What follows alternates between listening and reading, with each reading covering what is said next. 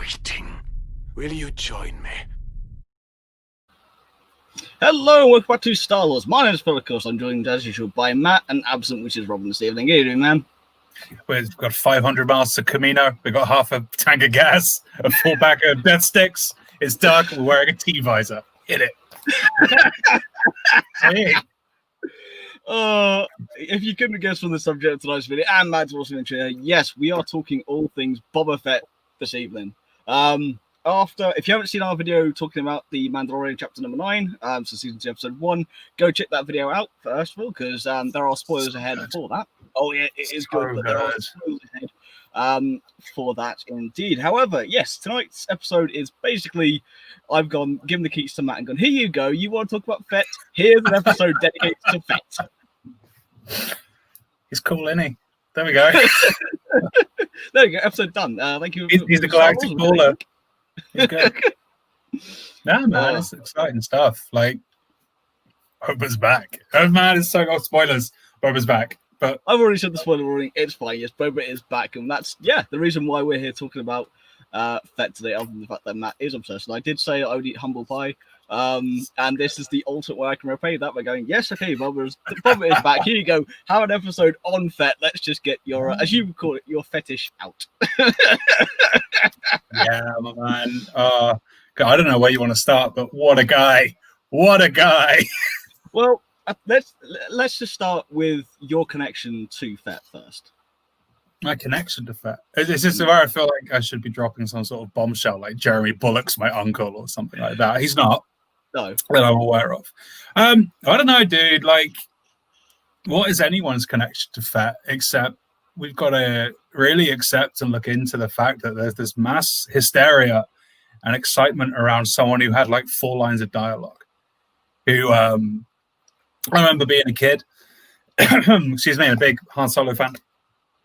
And like this guy just turns up with his cape and his blaster, looking all mysterious and a bit of a baller like that, really. And he just looks cool. And for the pantheon of characters that are popular, because they just look cool, he takes it. And it started a movement. You know, I was looking back into it earlier on, actually, I knew we were talking about this.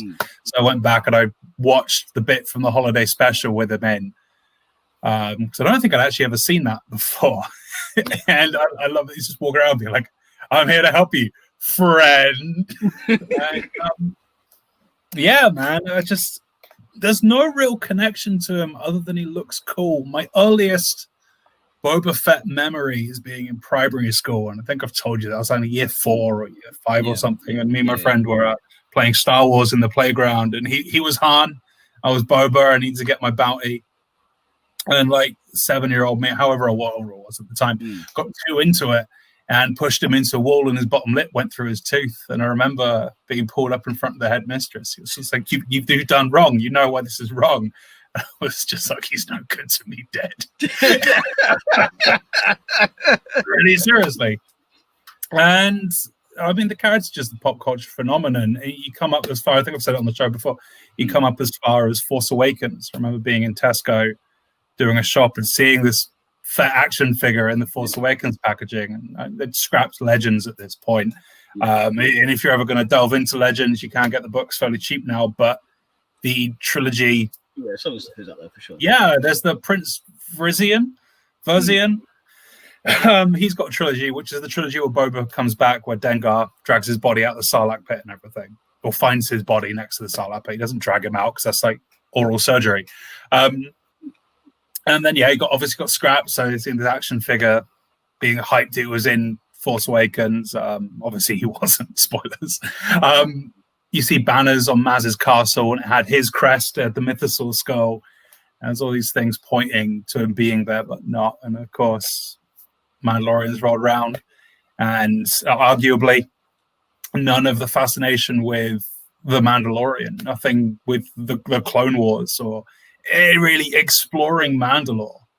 It all, I think, comes back to Boba Fett. I think he's potentially one of the characters with the highest impact on the entire saga, because to learn who Boba is, you've got to learn who Jango is. To learn who Jango is, you start learning about the clones, which spawned the Clone Wars and the Bad Batch and Rebels. And really, arguably, everything we know comes back to the popularity of a character with 4 lines who just look like a cool cowboy and spaceman. Yeah. Yeah, I mean, Boba Fett is a very interesting character, and I do agree. Without Fett, you don't get a lot of the ancillary Star Wars we have now. You probably will still have the Clone Wars in some form or another because of Lucas, but Boba Fett, as you said, is a character that had 4 lines, or 5 lines, and one of them was just as he went into the Sarlacc. But that's it. That's his limited interaction. But even Star Wars has tried to replicate that and failed with Captain Phasma. Phasma, yeah, and the other side of Fett as well. Completely forgetting to mention it. Not that I was alive at the time, but Fett is one of the most sought after old Kenner figures. Yes, wasn't a limited run which fired the rocket?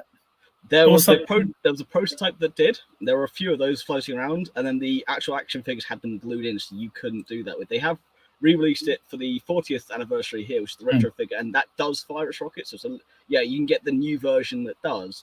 But no, that old version is, I think, the last one sold at like $75,000 or something ridiculous. That hype came off of a parade pre-1978. Yeah. Through a small American town where someone was in the prototype Fett armor, walking next to Vader, and he was only explained at the time as Vader's right-hand man. So from this, you know, and he's effective. He looks better than the rest of them, and I think this is it. And I think what an interesting pop culture kind of character to have such a ripple shockwave on not only Star Wars, but you know, he really cemented that whole mysterious gunslinger kind of trope across media. So, yeah, man, super important guy. I think, like, really important culturally to Star Wars. Yeah, I mean, so of course George Lucas based a lot of his storytelling around the Kurosawa films and samurai films. He based a lot of it around westerns, and he based a lot of it around classic story tropes. The story itself, if you look at it from a storytelling point of view, isn't new. No story is new. You have the 7 different storytelling types, and this is the hero's journey. We've talked about that before on this channel, both back at Wonders of the Force and here at Star Wars. We've mentioned it a few times and gone through it because actually it's a very fascinating thing to look at. Boba Fett is definitely the Western influence. You have Han as well. If you want to look at the inherently good or bad side of it, they're not. They're neutral characters at best when it comes to Han. He's more neutral good, whereas Boba is more neutral bad, but whoever pays the highest paycheck is effectively who he works for.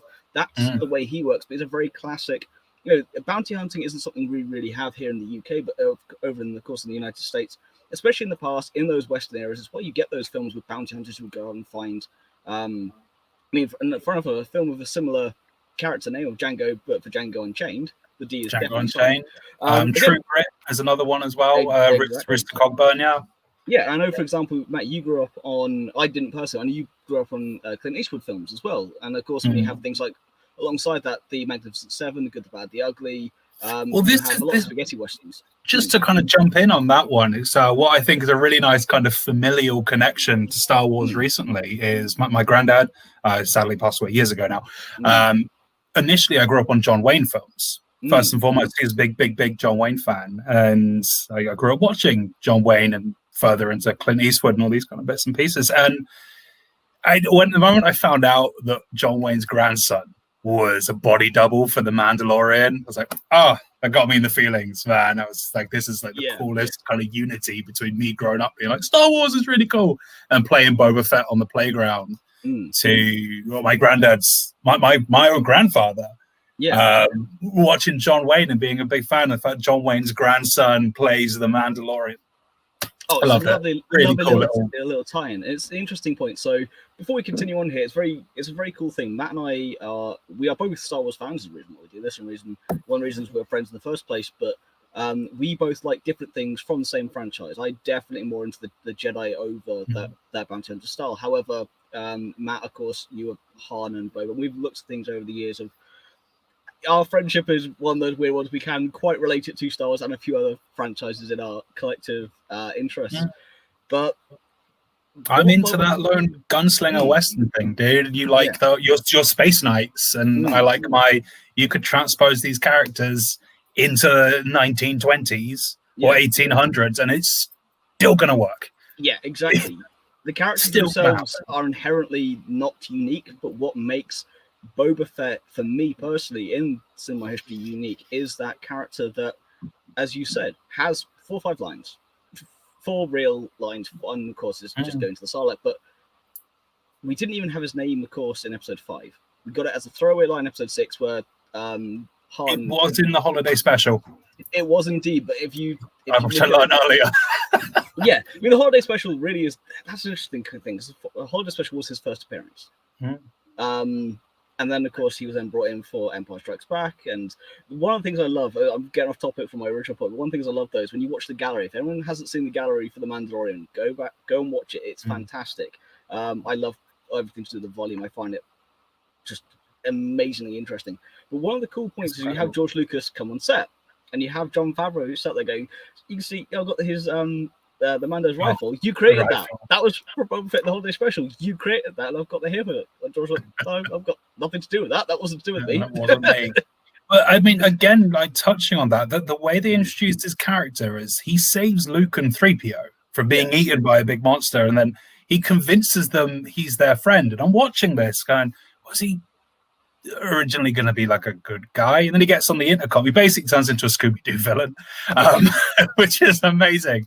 Then rings up Vader. And he says like, I've got the rebels. And I was just like, wow. Like, he did more in that holiday special than he did in the original trilogy, which I thought was really funny. He did. However, especially in Empire, though. I mean, don't get me wrong, he's kind of cool in Return of the Jedi, but in Empire, for me, is where he stands out. It's, you have the lineup, you have him, you have someone that you have no introduction to, that Vader just goes, no disintegrations. That in itself is just, you go, who is this man that Vader has to tell to rein it in? He's asked him that the mystery behind that, before we even get into what has been later released to kind of show you that, it's just... The great point being with Fett is that when you get introduced to him, at this point, because we haven't seen Palpatine yet by this point, so right now, the scariest man in the galaxy has to tell this complete random to calm down. And you're just like, well, hang on, why, what?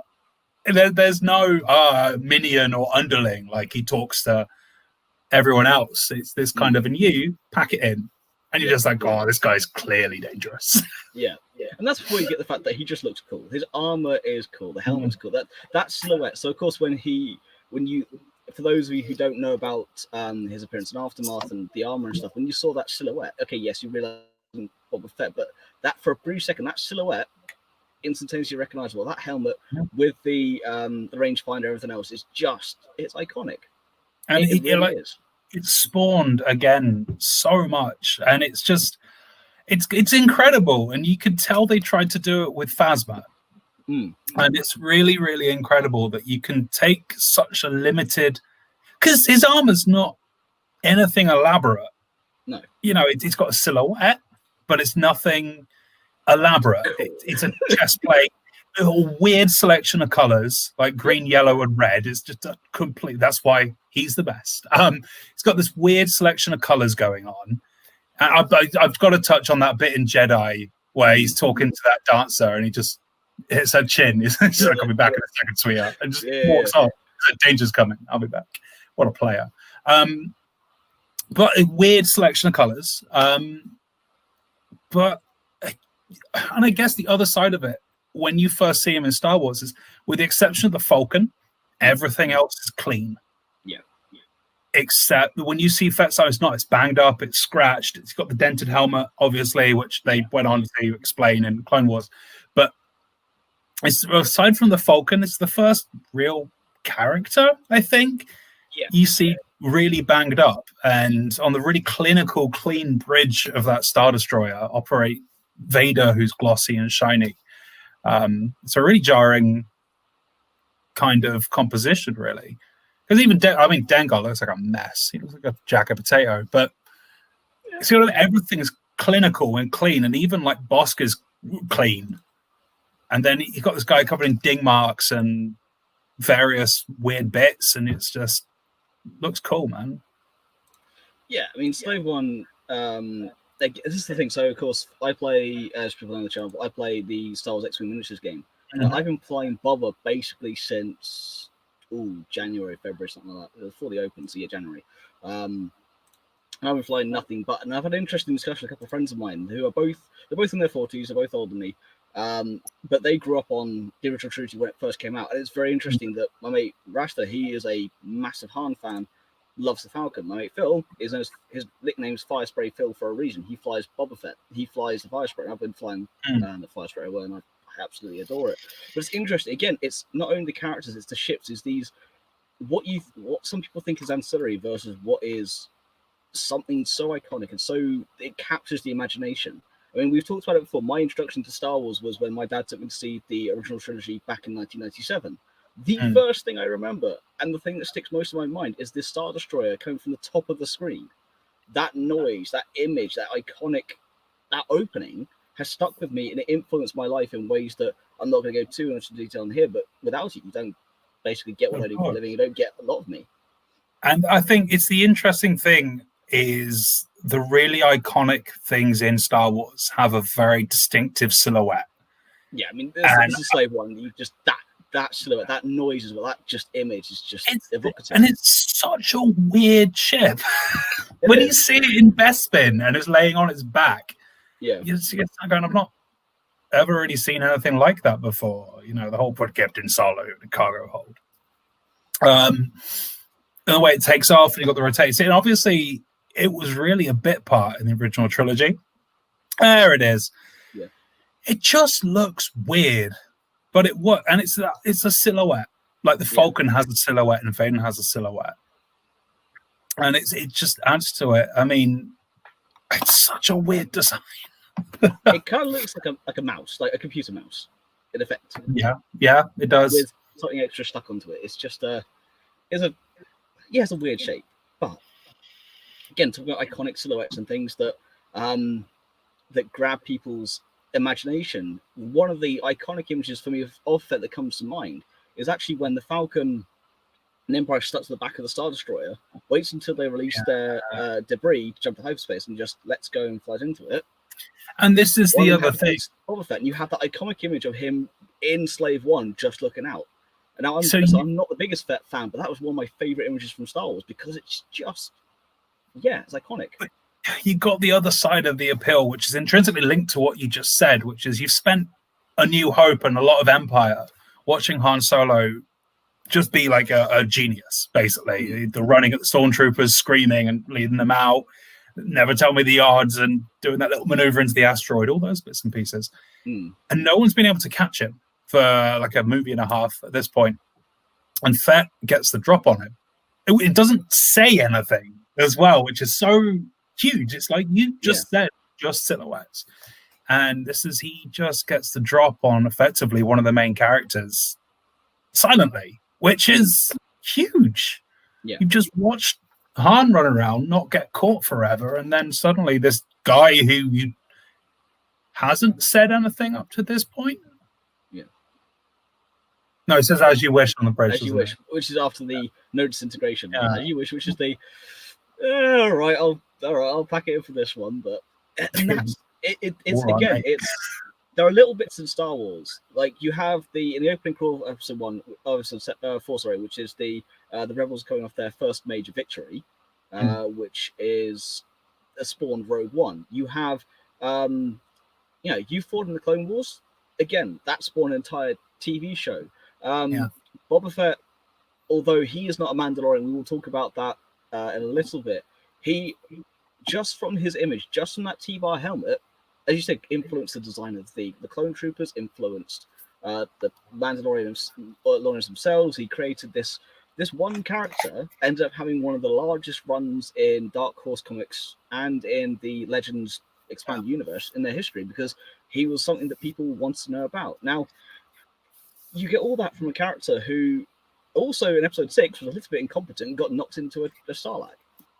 But you don't mind it because he's still cool.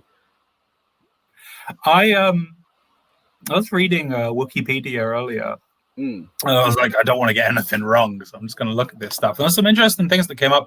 Like originally, George Lucas had planned to unveil Palpatine in Episode 9, so Fett was going to be the main bad guy.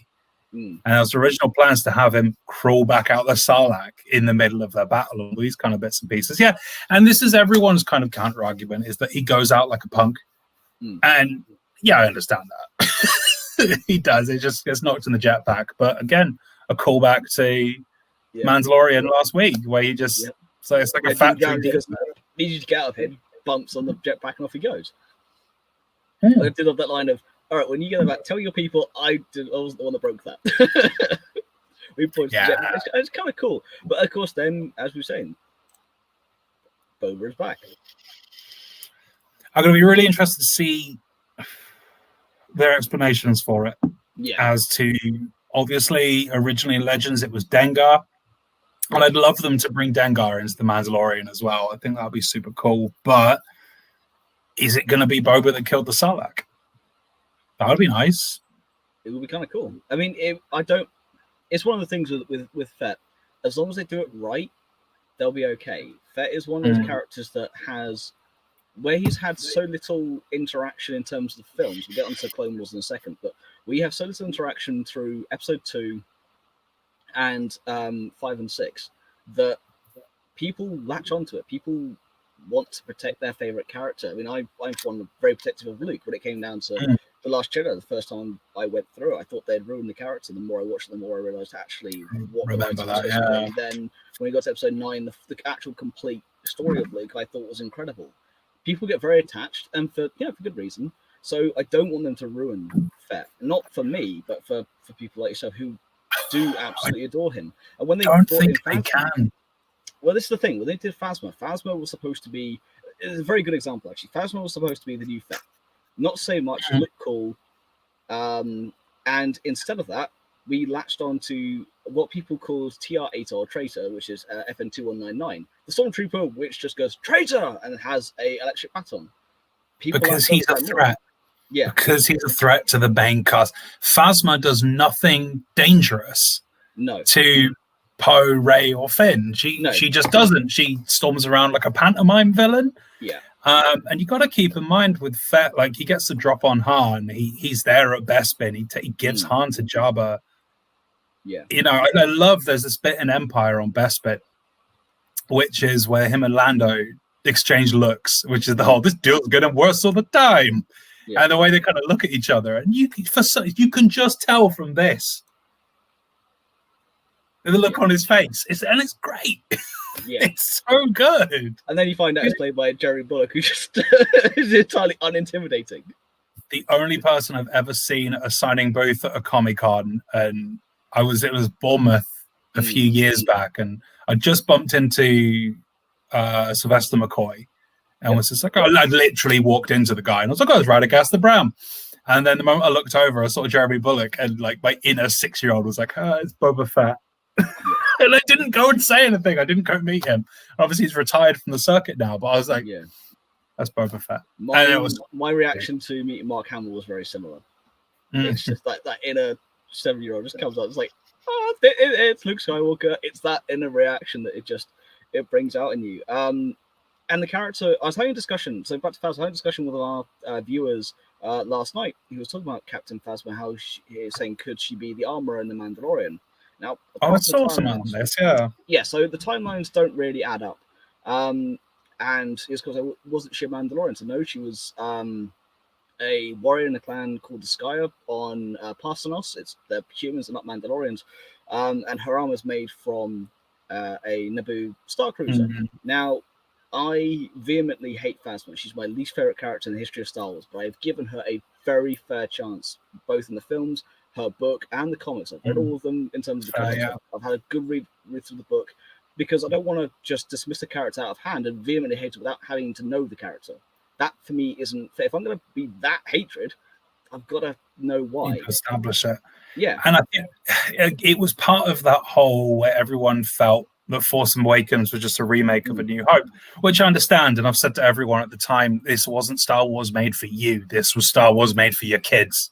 Yeah. Like that. But yeah, There are definitely those parallels where you can see they've tried to do it and not really done too well. And what was Brian saying? Or the life of Brian? This is Dave, former coach. They say, from not caring about Fett in the past, he's really excited to see what is next from on the Mandalorian. How did they say that's Dave? Sorry, that's Dave. Yeah. Dave, that's cool. Like, this is it, and it's a big thing that he's back. And from yourself not really caring about him to this enigmatic figure has just reappeared and doesn't look happy about something. And this is it. Like, there's so much mystery behind this guy that he only needs 10 seconds of screen time. Yeah. And you've got people going, well, what? How? Why? And I'm like Dave. Also, I'm care a lot about Fett, but I want to see how they're going to do it and how they're going to bring it around. So, going more back to kind of the origin a little bit for Boba Fett, you had, of course, the original trilogy. You had the holiday special. His next appearance, of course, was in the prequel trilogy. So in episode 2, you meet Django. You meet Django Fett. So, Dead. I mean, the iconic image of episode 2 was, of course, Dancing in the Rain a la Django Fett. Which, if you haven't seen the extras on episode 2, just watch it. It's hilarious. But he doesn't look clean. That was my point. He is a little too clean, a little too clinical, but it kind of gives you a little piece of the backstory we didn't have. So he kind of gives him where he comes from, where the clothes are mass produced from. And if no one cared about Boba, you wouldn't have Django. It wouldn't be Django. Yeah. Which is... yeah. Sorry, go on. But yeah, this is the point there. So Django it isn't a Mandalorian. Django has Mandalorian armor, but he is not a Mandalorian. Well, he's not either part of the Creed or he's not born into Mandalore. We don't really know the full detail, but it is stated in the front of the Age of Republic, Django Fett, right at the start, he is not a Mandalorian. If anyone wishes to go look that up, it is there. There's also the bits and pieces floating around. So go on. Sorry, I just dropped something. Hang on. Yep. I am on the screen. Let's mail back. I think a lot of that has come about because a lot of the Mandalorian fiction, the fleshing out of the... Is it a race? Is it a religion? That's kind of the big debate. Yeah. But a lot of fleshing out of that section or segment of Star Wars has happened after the original trilogy. And a lot of it came about kind of in the Clone Wars, because for a long time, Boba was a Mandalorian. Yeah. And then it was in the prequels that they shifted it somewhat, because I think there's a degree of retconning going on there. A little bit, and they've had to, which is fine.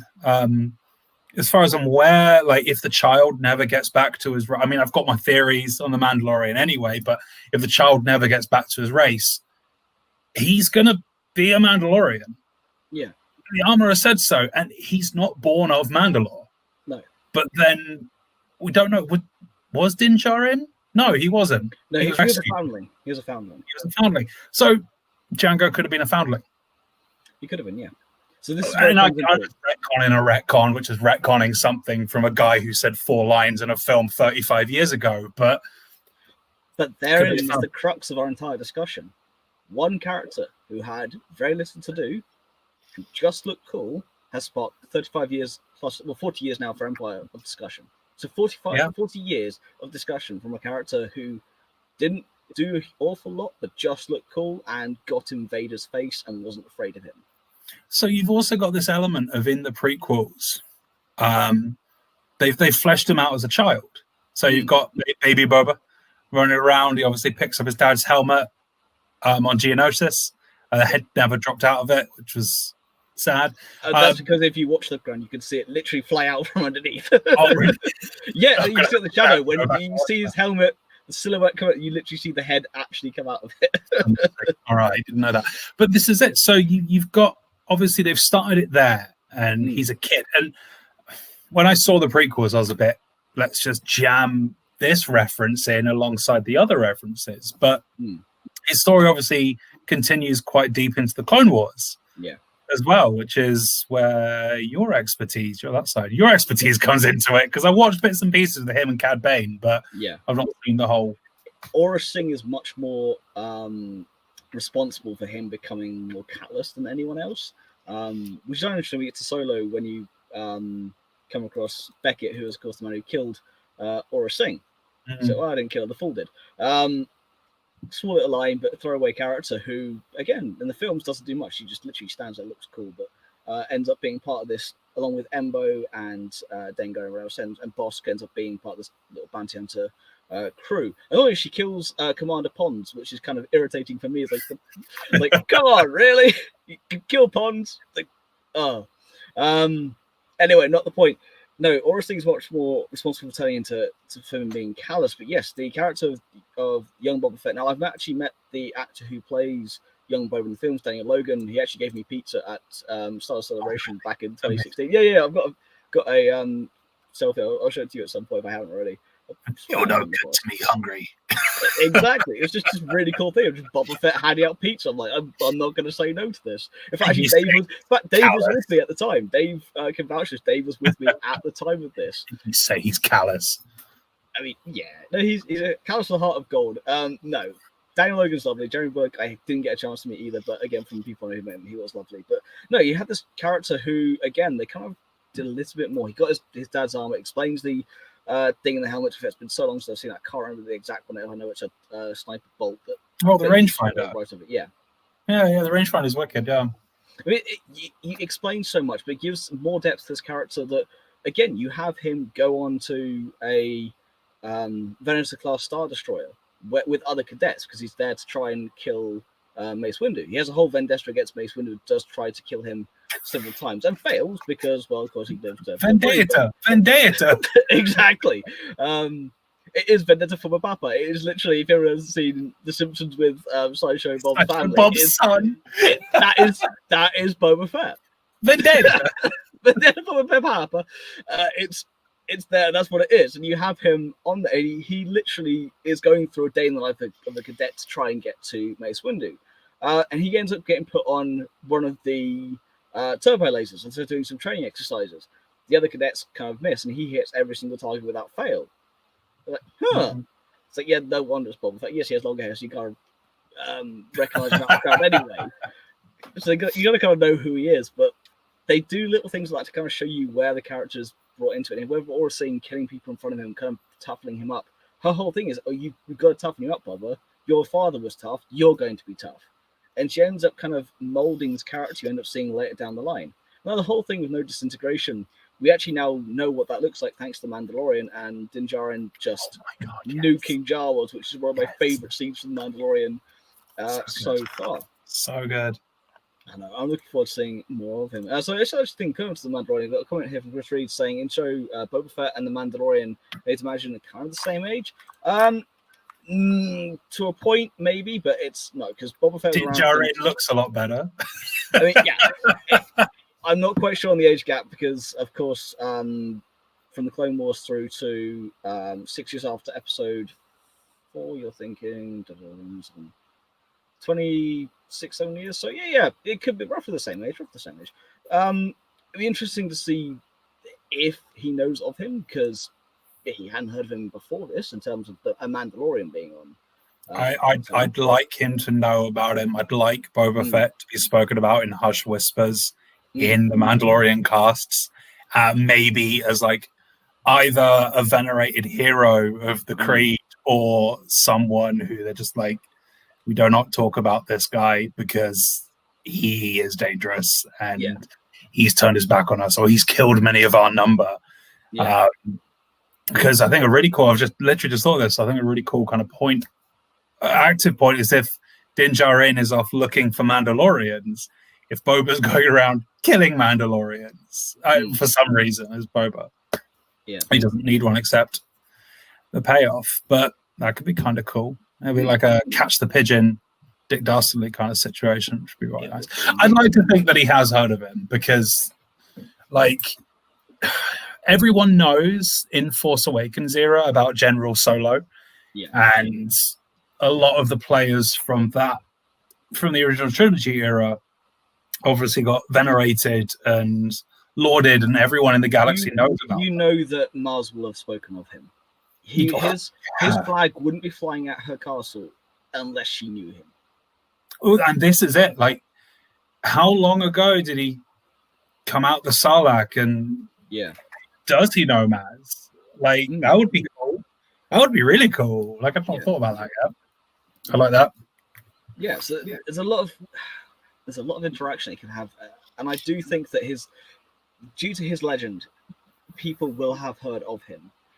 I mean, people like Luke Skywalker, for example. Rey was like, I thought he was just a myth, but he is, he's true. But that's someone who blew up the Death Star. Whereas Boba Fett in that's the wider universe, but in the world of bounty hunters and the kind of scam and villainy of the worlds, you're gonna know of the legends of your type, and that will be Boba Fett. Boba Fett, in a roundabout way, we know about Dog the Bounty Hunter. Right, we're not American. You've said this earlier. We've got all the. We don't have the bounty hunter shtick going on here. No, but we know about Dog the Bounty Hunter. Yeah. I'd imagine that if people have heard of Luke Skywalker, the great hero Yavin, then they've heard about the notorious bounty. I'd like it if parents told their kids stories about Boba Fett before they went to bed to try and scare them. Yeah. No, like he's like the boogeyman. It's just like this guy once captured General Han Solo, and if you don't behave, he's going to do the same to you. Something like that would be sweet.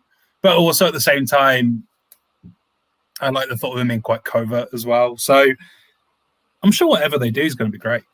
Yeah, it also inspired. I mean, to go a little off topic, but it also inspired. So with Star Wars, you have the 501st, who all want to cosplay stormtroopers to the point of actually they were made canon. Vader's 501st in the actual real life ones, not the in canon ones. Yeah, exactly. So you actually have the 501st who are this cosplaying troop. Offside that you have the Rebel Legion, so of course who do all the good side of things in terms of that. So you have the Empire, you have and First Order, you have your Rebel Alliance, your Resistance, your good guys. Then off to one side, the Mandalorian Mercs. Now, when it comes down to the other two, if you want to cosplay anyone from the universe, it has to be screen accurate.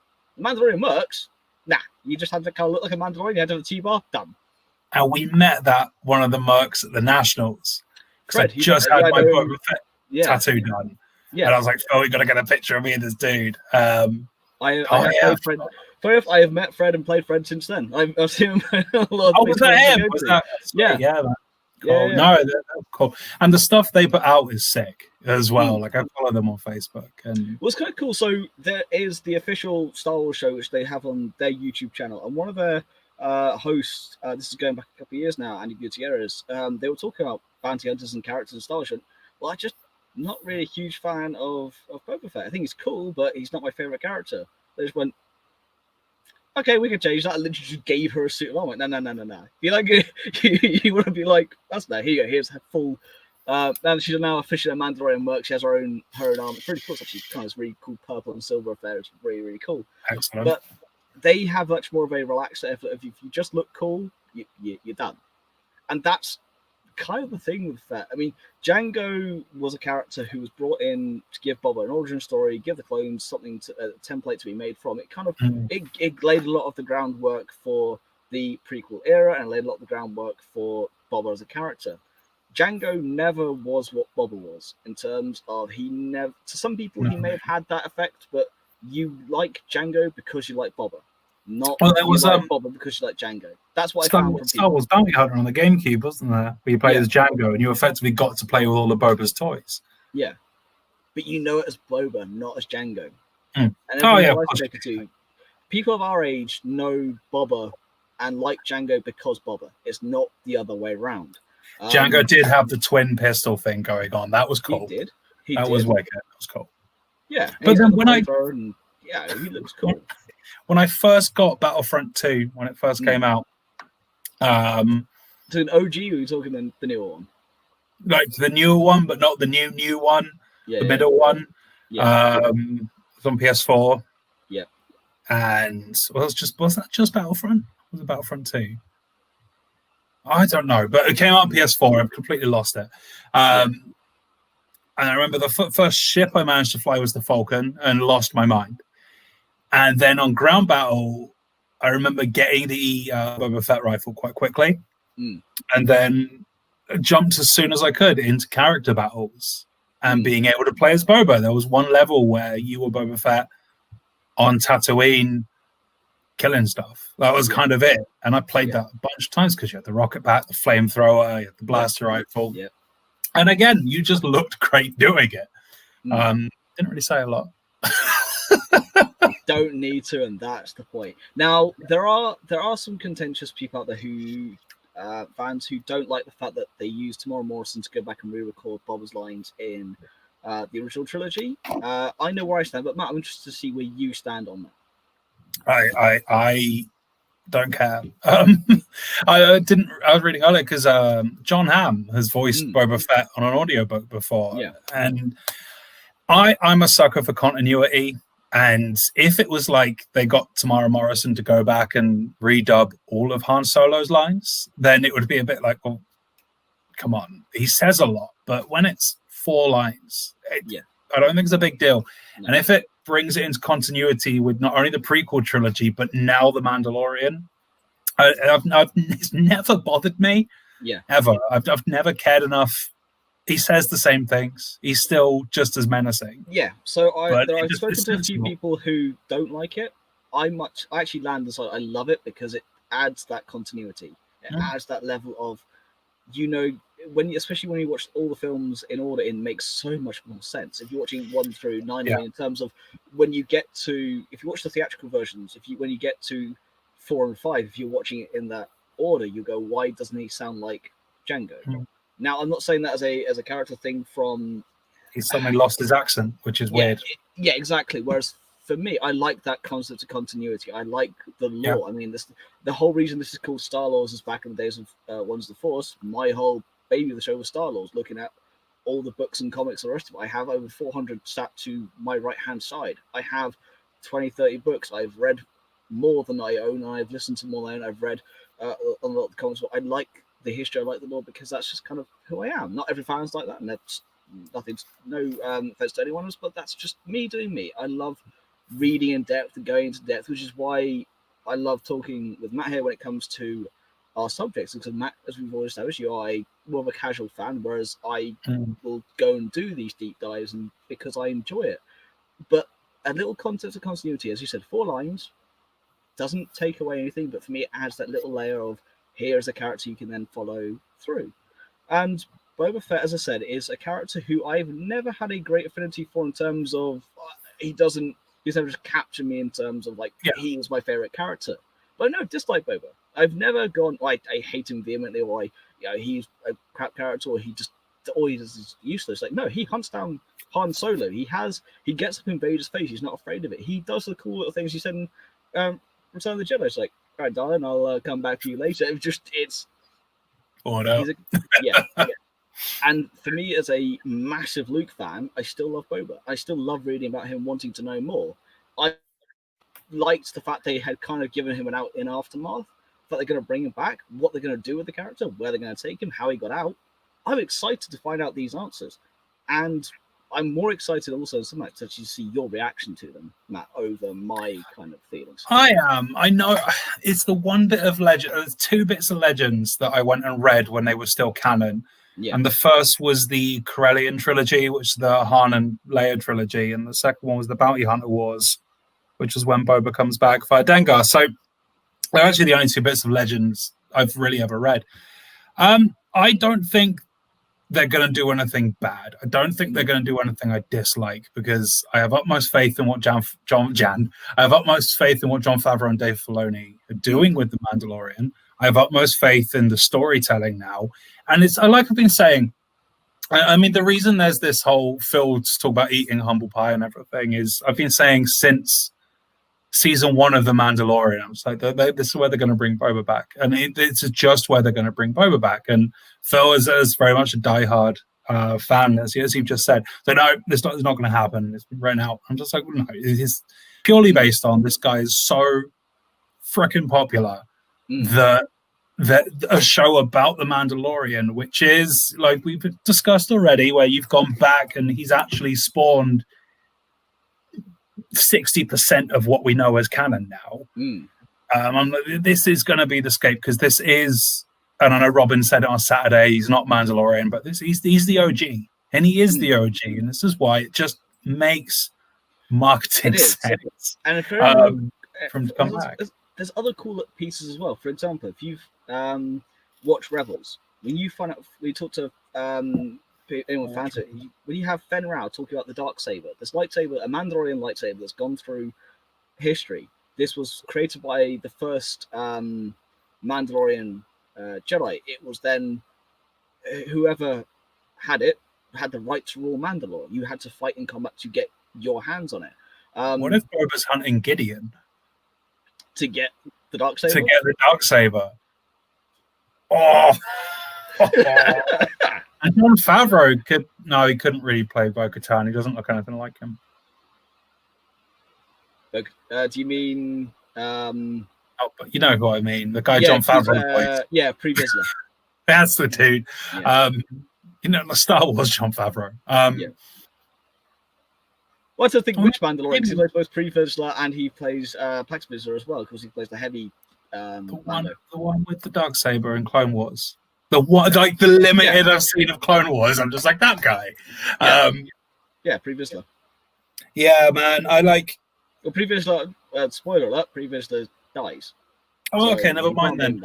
But he had the Darksaber. But that's how Maul got it, and that's how Maul then ruled Mandalore. So if Boba's going for the Darksaber, that could be because we could. So we had that really cool shot on Saturday, which was the Marshal and the Mandalorians squaring off with their rifles, shooting at the worm. I would be really intrigued to see if we're actually going to get Boba Fett and the Mandalorian tag teaming Gideon. Yeah. And then Boba runs off with the Darksaber or something to go do something. Or maybe he knows the armorer. I think the gates are open now because we know Legends was scrapped. Yep. And all we really know is that he's back. But they could do anything. I'm like, he's such... And this is the side of it, because of original Legend stuff. He was neutral. He was very much depicted as neutral. There's a book or a comic that he goes to work with the rebels. And they're just like, oh, you're Boba Fett, you're a bad guy. And he's just like, no, the Empire just pay better. And so it's going to be really interesting to see what route they take with him. Judging by the weaponry, he's not going to be suddenly a pacifist.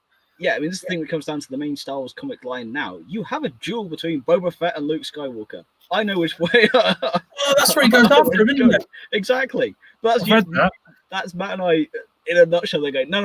Favorite character versus favorite character in terms of you might need more harm than Boba, but at the same time, Boba Fett versus Luke, who wins? I forgot about that. So he has this in-depth knowledge of Tatooine already. Mate, even if he's been rolling around with sand people, if he's just with a bunch of Tuskens, I still think he went and got that sniper though from season 1. I think that was Boba. Yeah, I think it was. Stirrup noise was the same as the Bridge of Empire. Yeah, even though the Marshal does have the same kind of stirrups, I do think it's Boba. I think it makes more sense now to be Boba Fett. He's putting a team together. But this is the thing. He's interlaced with the introduction of the new canon. It's not the fact that he's been taken out. I mean, yes, okay, so he had the out in terms of the Aftermath trilogy. In Life Debt, he's in the first Aftermath book, but in Life Debt, you do find out the Marshal, or Cobb Vanth, has his army. He got it from Jawas. They do change the story slightly. Doesn't he fight a man for it or something? There's someone else on the Sandcrawler. Yeah, basically he comes across the exactly, he does, and he come across the Jawas came across it basically because the Sarlacc was dead, and they managed to put a bunch of skeletons, including someone wearing this armor. That's how they got the armor in the first place.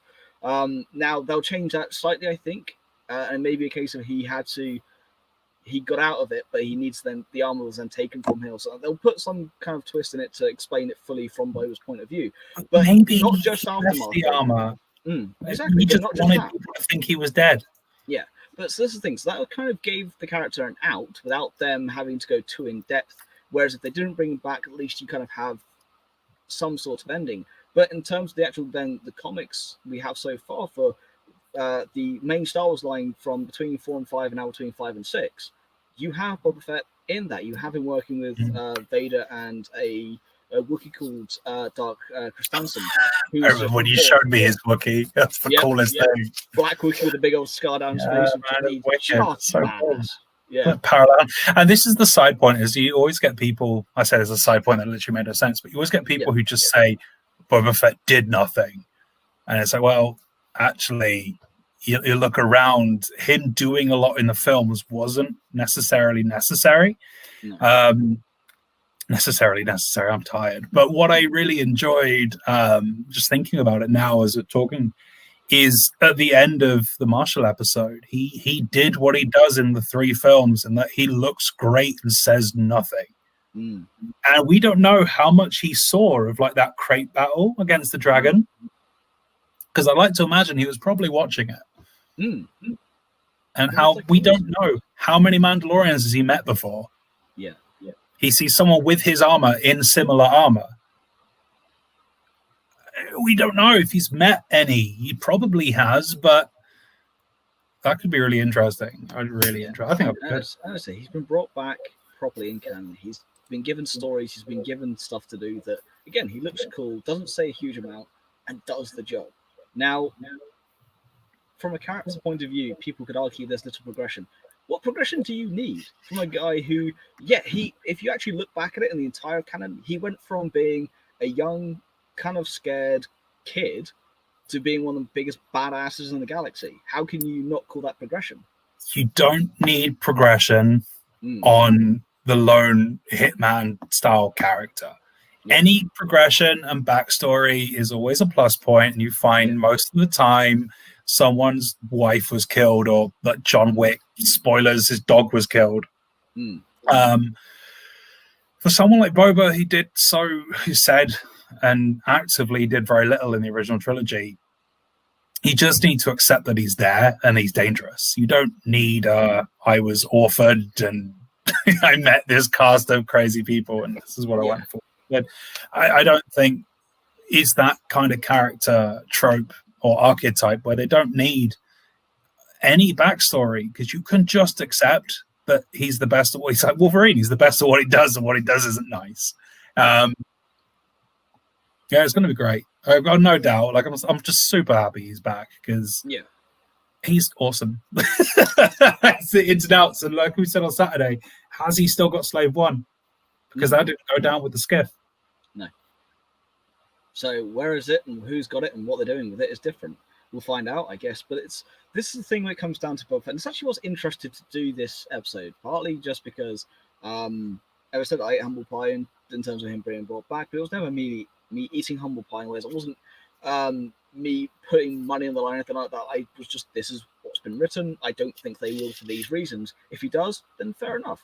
And I like, it's not me hating on the character. I like the character, as I said, compared to Phasma, who tried to be the replacement, who I vehemently hate with a passion because she's an abject coward, someone who betrays her own family, who then betrays the First Order and hunts down people who know what she's done so they can't tell on her. She is a horrible character, and she doesn't do an awful lot in the films, but the problem is she doesn't do a lot, doesn't look that cool, doesn't. No, she doesn't. I tried to give the character a fair shot, as I said. And when you read about her, she betrayed her own family, she hunted down her own crew members and her own troopers because she went, you know exactly what I did. You know I shut the shields off.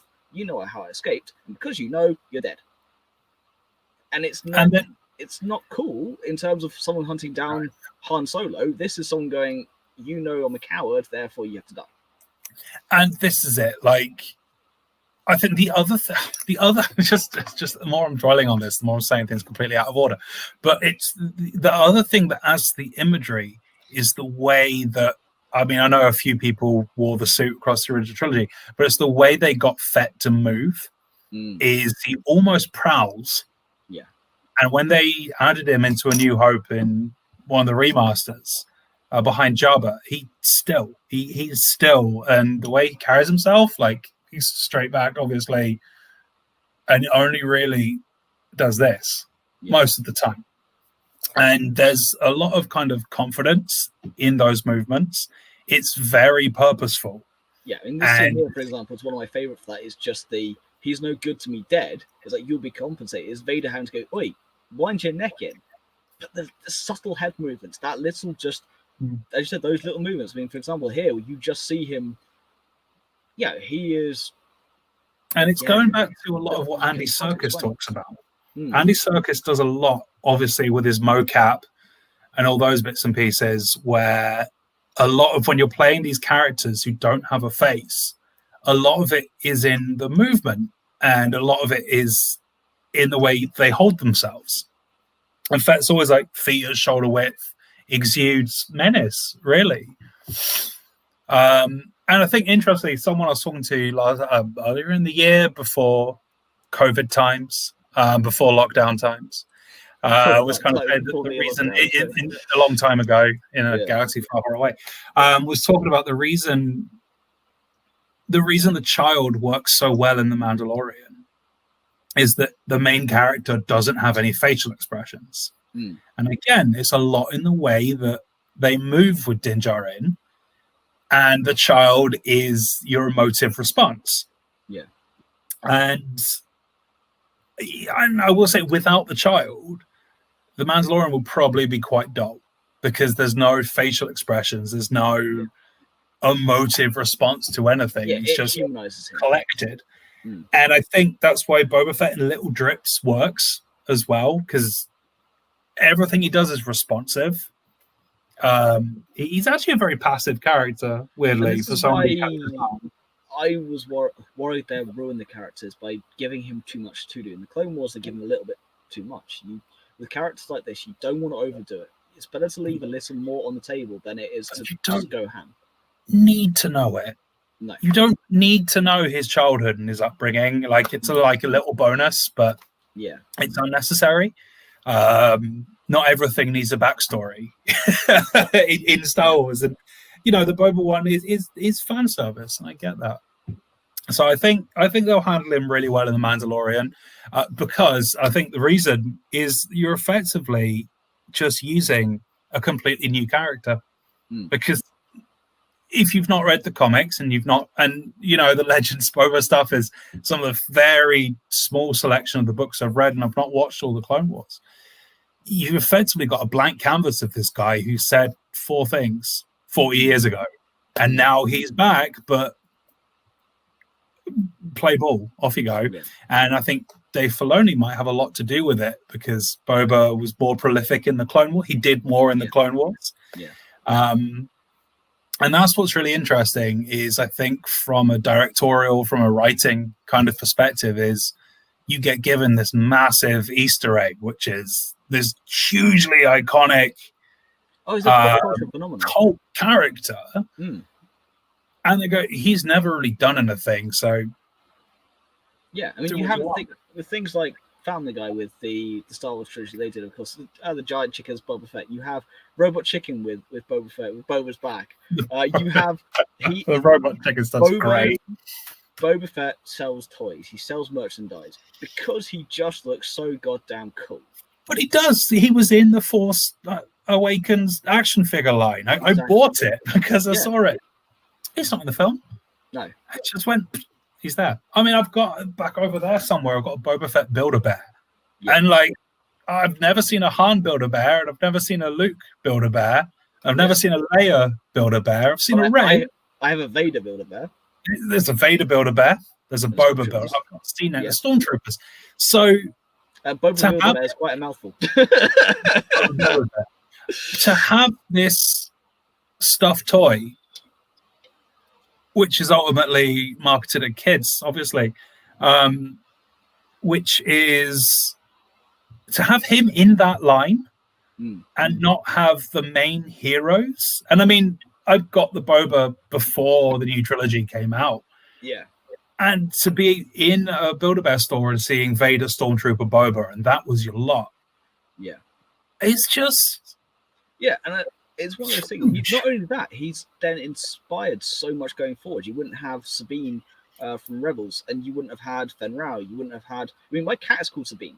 She's named after a Mandalorian because she's one of my favorite characters. Not only because she's a Mando, but because of actual backstory and the character she is. And Tia Sakkar does a wonderful job playing her in Rebels. But Fen Rao, again, one of my favorite characters. I fly Fen Rao and Boba Fett in X-Wing. as Boba Fett, I fly a Mandalorian and a pseudo Mandalorian. It just looks cool because A, they are cool, and B, they're just badass in the game. Trust me. I could see them retconning Django to be a foundling. They could do, and they could then bring Boba into being a foundling as well. But okay, well, you have proven it. You have the armor. You've already proven that you're worthy of being of Mandalore. Therefore, you are now Mandalorian. I could see what they've done with obviously the Mudhorn sigil on Jindarin, and we've got the Mythosaur on Boba. I could very much see Django being a foundling. I think they could really retcon it so easily as well. Yeah, because obviously the big point of contention everyone has with the Mandalorian thing, or the Mandalorian now with the helmet especially, is Sabine takes her helmet off and Django takes his helmet off, but not Din Djarin, because this is the way. Yeah, now they'll probably explain that, and I'm hoping they do it as this is a specific clan thing.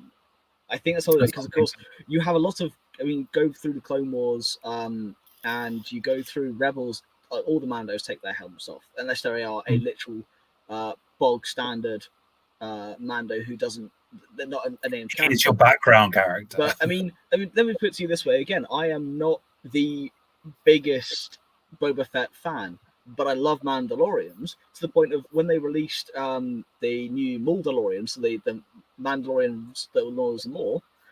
I pre-ordered that immediately. I completely forgot I'd done it. It was quite funny when it was my mail. Like, oh, I forgot about this. My bank account didn't. That's annoying. However, I bought it because it looks so goddamn cool. They don't say much. They don't do much. They just look badass and shoot things. And I think sometimes that's all you need from a character. It's just something that captures that little part of you.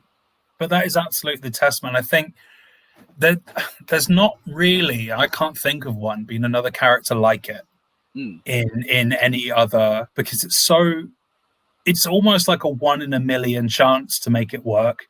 Yeah. And to have someone who was introduced in an all-white costume in a parade who was meant to be Vader's right-hand man. Nothing else I can think of in any kind of pop culture. And it's one of those things, even if you don't know Star Wars that well, you know Boba Fett. You recognize the image. The Mythosaur skull, for example. You go, oh, that's Boba Fett's thing, isn't it? Even if you don't know the character, for example, to a little out of context, I'm a massive endurance racing fan. If you're not into racing, you won't know a lot of what I talk about. But everyone's heard of the 24 Hours of Le Mans. Just because you're not interested doesn't mean you haven't heard these things referenced. There are things, for example, again, Matt and I, one of the things we go on with is our music taste. We're both eclectic, but I'm at heart, I'm a true metalhead, but we bond over talk about Iron Maiden. Even if you don't know metal, you know bands like Metallica, you know Maiden, even don't know for a single song.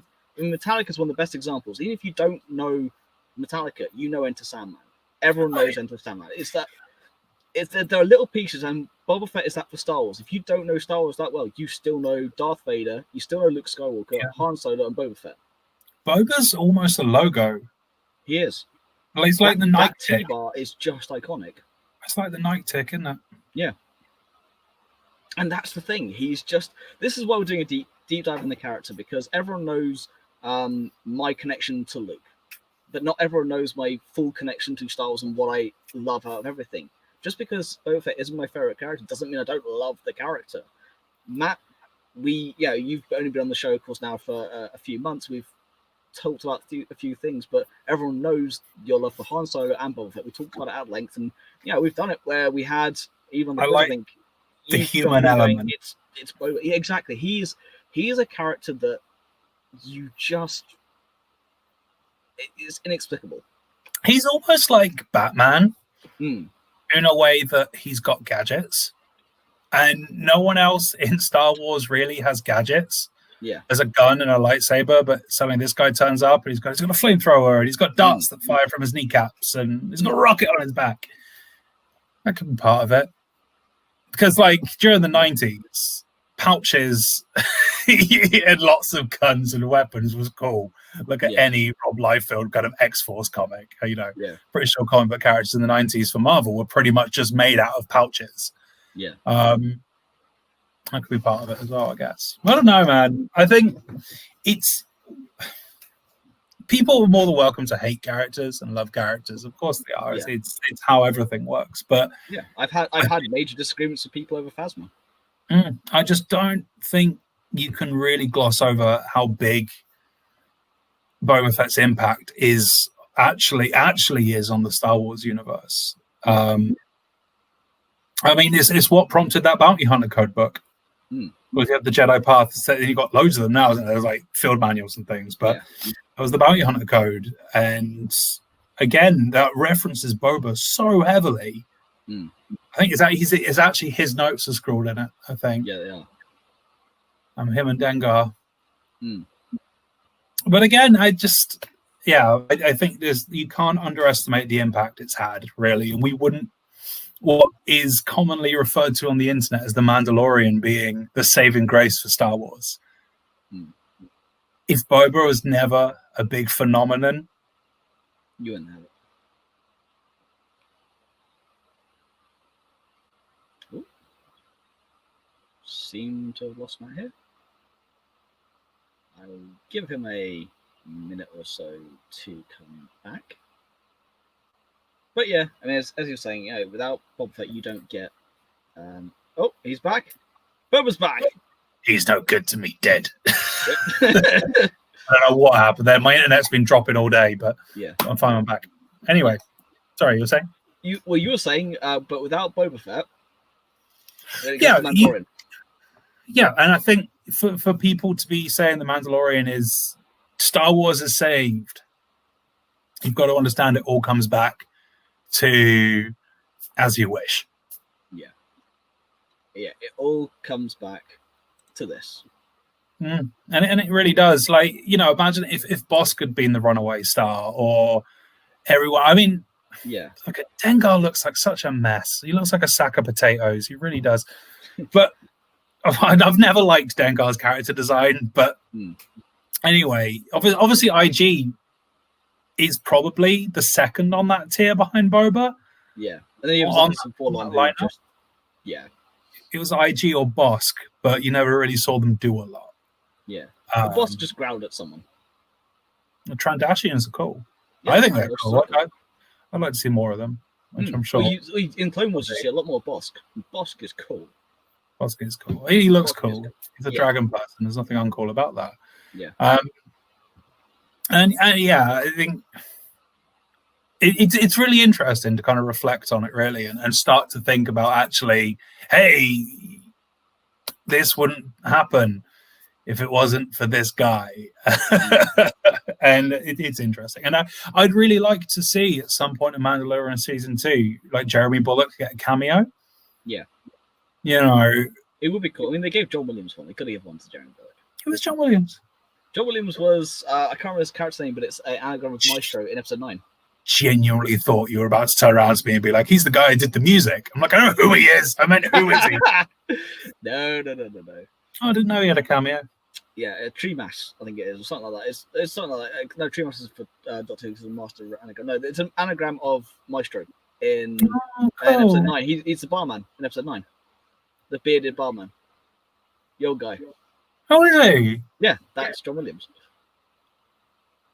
Oh, I did not know that. But it's like, if Mark Hamill voicing the droid and things, I think, I'd like Jeremy Bullock to get a cameo. I know he's getting on a bit, but it would just be nice, because really what he did is responsible for that. And I think that's ultimately it. I mean, as a kid seeing Boba Fett and being like, well, he's cool and he looks dangerous, it's the same as seeing Clint Eastwood, or it's the same as seeing John Wayne walk into a bar. And and it effectively is that Western. Well, yeah. To close it out, and this is the thing for me to look at Boba Fett, even if you don't know Clint Eastwood, do you feel lucky, or do you punk? You know Fett from the same, he's no good to me, dead, and it's that same. No matter how deep you go into the character, no matter how much you look at backstory versus canon, legends, whatever you look at the end of the day, he was someone who just looked cool and carried a big gun. And it's the thing I like about this deep dive is we've not really deep dived, because there's not a ton of lore to go into, because he's just there. And that's a really big part as well. We've briefly touched on Clone Wars, but to accept that this guy's just there and he's not done anything outside the realms of I've never heard anyone kind of be like, well, that's not a very Boba thing to do. Exactly. You can't do a deep dive. You could just appreciate how iconic Well, the this deep is. dive is much more into our connections to the character, what we think he's brought to Star Wars. And Oh, sweet. All right, cool. with this, as you said, you don't get 60% of what's come without a guy who just stood up to Vader and got in his face. Yeah. And that's all you need. Sometimes it's all you need. Little lines, little sparks here and there. As I said, Rogue One you get from a line in the opening crawl. You get the Clone Wars from a line that Obi-Wan said, little throwaway lines. Boba Fett was a throwaway character that ended up becoming one of the biggest pop culture phenomenons in Star Wars history. And that's all you need. Sometimes that little spark, that little bit here and there that ends up being... I mean, look at the child, for example. The child doesn't say a lot, just looks cute. Everyone knows Baby Yoda because of it. I love it so much. And that's the thing. Doesn't say a lot, doesn't do a lot, just looks cute and is funny. And when you have the stormtroopers who punch the bag, you want to punch the stormtroopers. It's just this, and there you go. It's little. I was really conflicted because I love Scout Troopers, man. I think they're great. The bit before where they're just shooting the Tinker was missing was just so well done. And he like listens for the rattle. It's just one of my favorite scenes. But I'm conflicted again because they then punch Baby Yoda, and we can't condone that on this channel. But I can't forgive them. Never. No. Leave the child alone. So to wrap that up, and that's why Boba Fett is so great. Exactly. Again, it's that little cool thing of Matt's first out was was Boba Fett's helmet because it had to be because it's Fett. And there you go. Yeah. I mean, mine of course is the half Rebel Alliance, half Galactic Empire symbol. Well, I'll have Fett. I'll have his logo or his helmet put somewhere on my sleeve when it's all buttoned up. So I'm not having Fett. The amount of people that see my Fett, though, genuine. I've been asked this 2 or 3 times since it was done. It was done 5-6 years ago. It was 2015. There we go. So 5 years ago, I've had 3 people genuinely go, "Is that a Transformer?" So it's kind of undone the past hour of this show. Like, he's really iconic. Everyone knows who he is. Is that a Transformer? Yeah. Well, we're going to wrap up there, as you said, with his character that basically spawned the pop culture phenomenon. Right. He is. So until next time, though, we'll be back on Saturday for our next Mandalorian breakdown. We'll be back in 2 weeks' time for a regular show. But yeah, until next time, you can find us on Facebook, Instagram, and Twitter at Star Wars Podcast, at Star Wars 2020, at Star Wars Pod. Until next time, we've been Star Wars. May the Force be with you. Good night. Come, my allies. Observe. Look upon me.